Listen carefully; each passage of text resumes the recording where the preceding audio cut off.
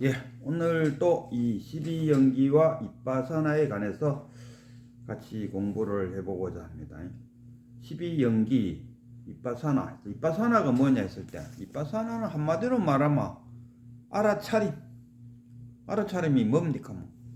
내가 손을 들었네? 손가락을 꼬부렸네? 지금 여기 화면에 보니까 내가 말을 하고 있네? 손을 일었네? 이 다 알아차림. 그리고 이건 이제 물질적인 알아차림이고, 이제 마음. 오늘 아침 먹고 뭐 이렇게 혼자 유튜브 한다고 앉았으니까 기분이 좋다, 안 좋다, 그저 그렇다. 지금 내 기분은 그저 그렇다. 여기에 있네. 이 마음을 알아차림. 물질과 마음을 그 상태를 알아차림. 그것이 이바사나다. 그럼 왜 알아차림을 하느냐? 알아차림으로써 그 정각을 이룬다. 깨닫는다. 쉽게 말해서 개성할 수 있다.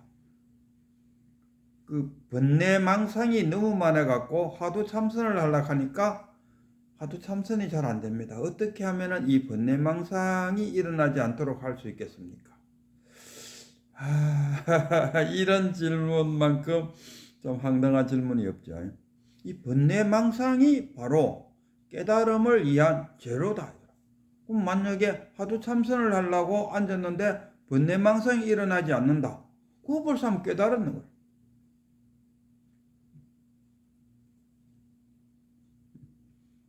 번뇌망상을 자각하는, 지금 내가 어떠한 번뇌망상을 일으키고 있는 것을 탁 알아채는 거. 그게 이빠사나다. 그걸 탁 알아채므로써 뭐가 일어납니까? 깨달음이 일어난다. 발심이 정각이다. 뭐 이렇게. 그래서 이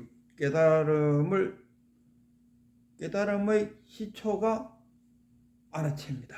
이런 이야기. 자기 신의 번뇌망상을 알아차림으로써 번뇌망상이 탁탁탁 하나씩 지워져요. 그럼 해보지도 않고 정말 그럴까요? 하고 묻는다면은 사탕이 달다 하면은 정말 달아요? 물어볼 것도 없어요. 그 사탕을 자기 입에 넣어보면 안다요. 자기 입에 넣어보지는 안 하고 자꾸 물어요. 묻기만 물어. 하지는 안 하고.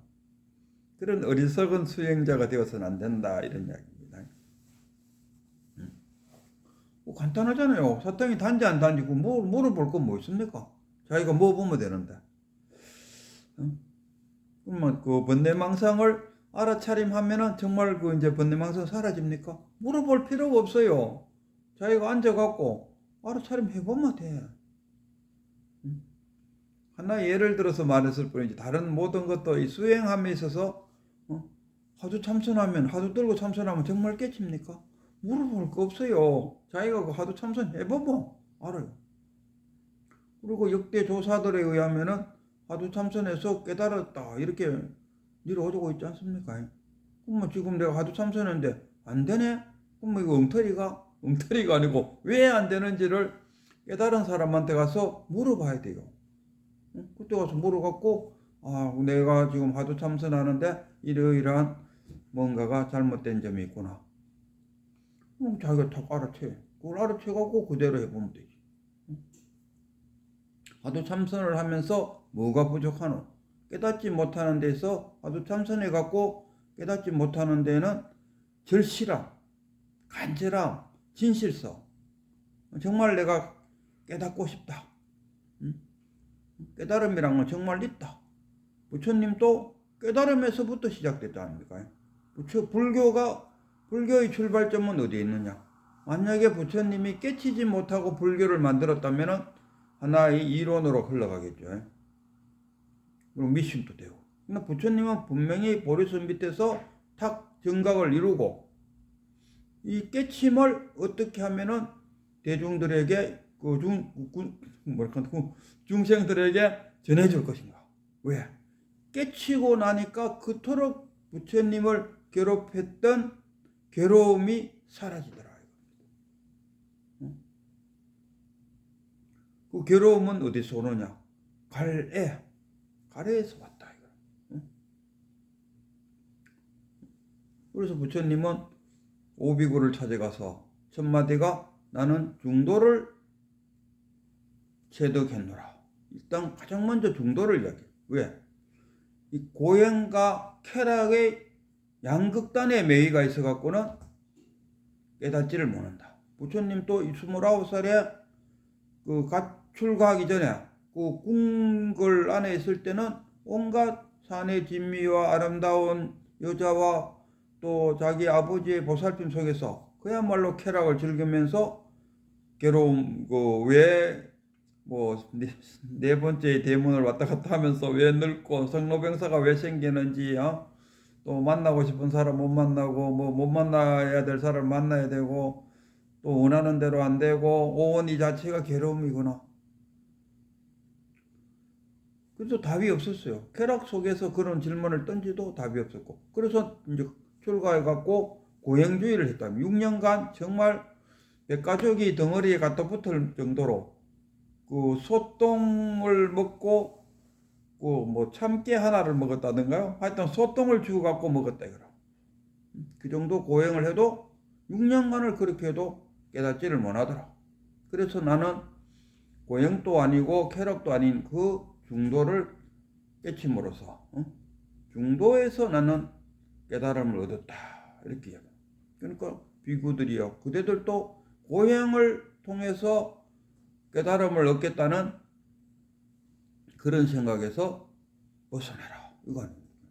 그 당시에는 그 부처님 시절에 온갖 그 미신들이 많았다. 뭐 특히 그 당시에 가장 인기 있었던 게 불을 숭배하는 자. 불을 숭배함으로써 죽어서 극락세계에 간다든가 다음 세계에 더 멋있는 사람으로 태어난다든가 불을 숭배하는 자들이 많았고 또 하나는 뭐 자인학교입니까? 고행을 통하면서 나는 아무것도 구하지 않는다. 그래서 몸에 걸치는 천조가리 하나도 나는 필요 없다. 그래서 뺄가벗고 다니는 그런 온갖 유행의 수행자들이 있었다. 이런 이야기. 그 온갖 유행의 수행자 속에서 부처님만 탁 깨쳐갖고 깨치고 보니까 이게 괴로움으로부터 또는 해탈 또는 열반을 할 수 있는 것이다. 그러니까 부처님 자기가 깨쳤으니까 이 깨치야만이 괴로움으로부터 해탈하는 거지. 고행을 통해 갖고 네 자신의 몸뚱어리를 괴롭힌다고 깨달는 것은 아니다. 이렇게. 그래서 부처님은 사성제를 이야기하죠. 사성제 고지멸도지 않습니까? 괴로움이 무엇인가? 그럼 괴로움은 왜 개개인마다 다 다른가? 괴로움이 개개인마다 다 다른 이유는 개개인이 갖고 있는 갈애, 집착, 무명과 갈애와 집착 이런 것들이 각 개인마다 다 다르기 때문에 괴로움의 그 강도도 다르고 종류도 다를 수밖에 없다. 그러면 이런 괴로움을 어떻게 하면은 이제 멸할 수 있느냐? 이랬을 때 이제 거기에 부처님은 12연기를 이야기하죠. 무명에서 행이 일어나고 식이 생기고 식이 생기면은 맹색이 생기고 물질과 정신이 생긴다. 그러면 육입, 촉이 그 다음에 촉수, 치. 애가 생김으로써 치하고 싶다. 치가 생기니까 뭡니까? 유가 생겨.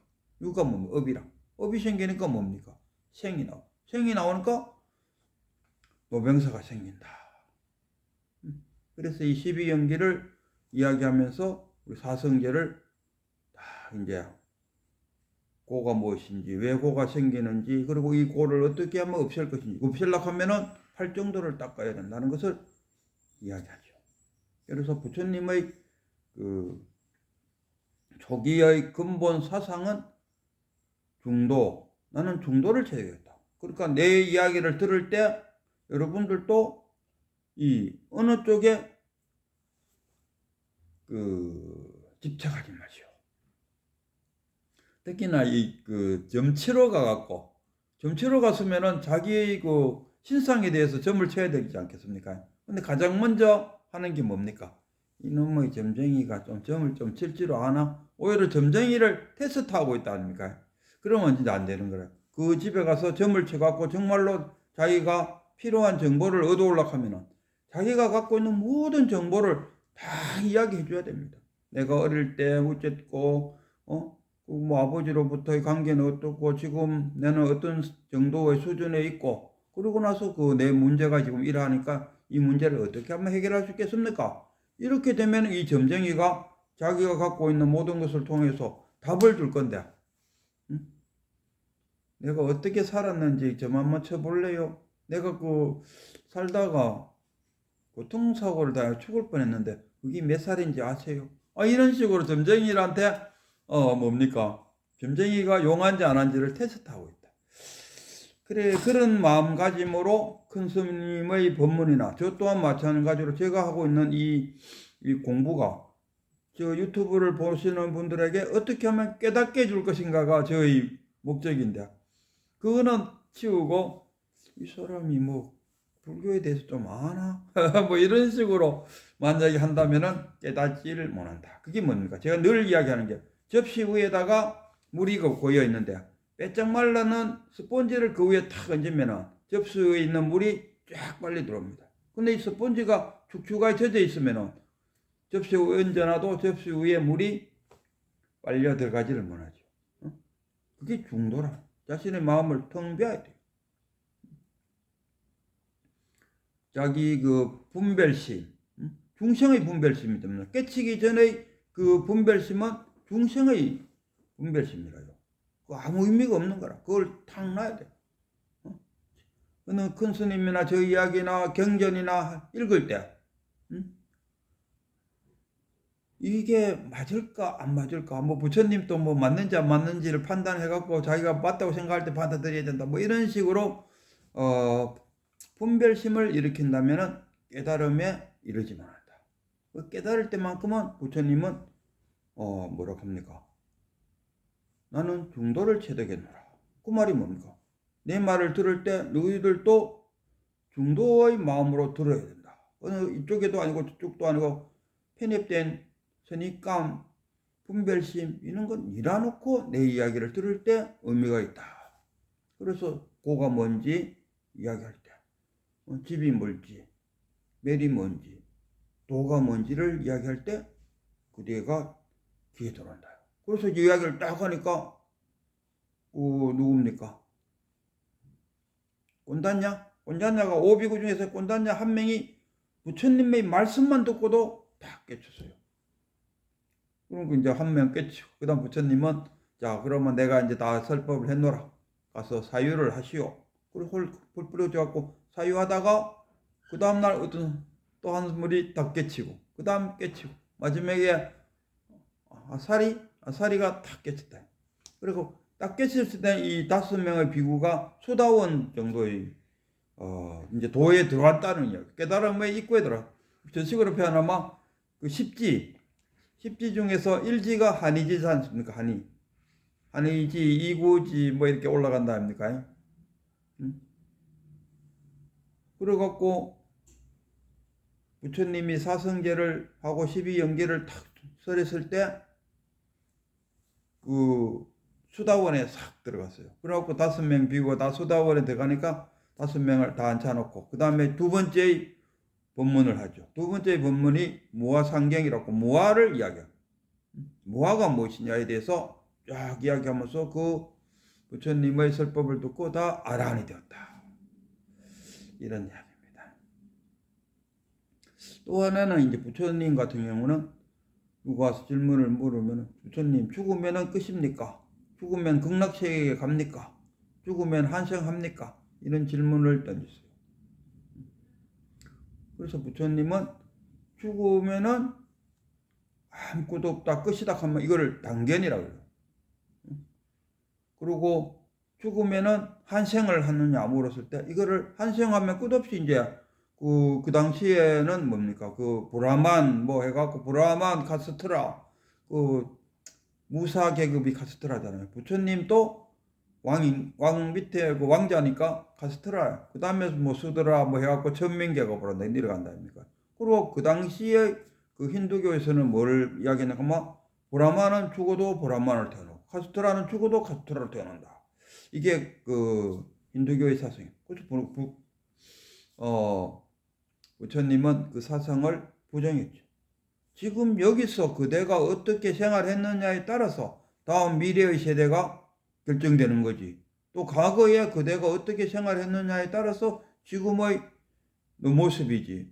어떻게 그 브라만이 죽어서 브라만이 될 수 있느냐. 지금 옷에 지금 이야기하자면은 달라이 라마가 죽어서 또 달라이 라마가 된다.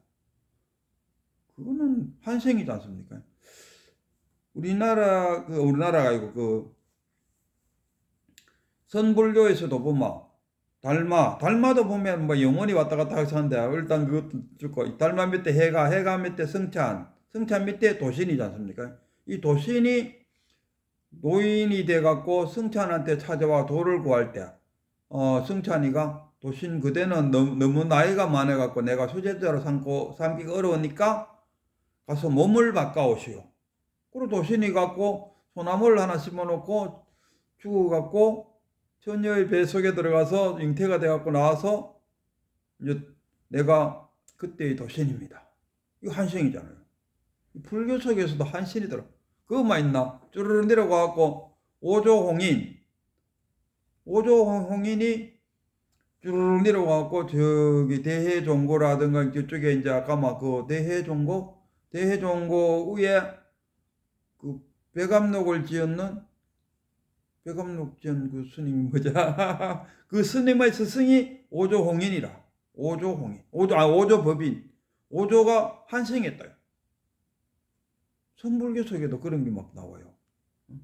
한생. 근데 부처님은 그 단견도 아니고 산견도 아니다 그랬어요. 그 한생이란 건 죽었다가 그대로 태어나는 거. 우리 그 성철 스님도 백일본문에 보면 한생설을 믿고 있어요.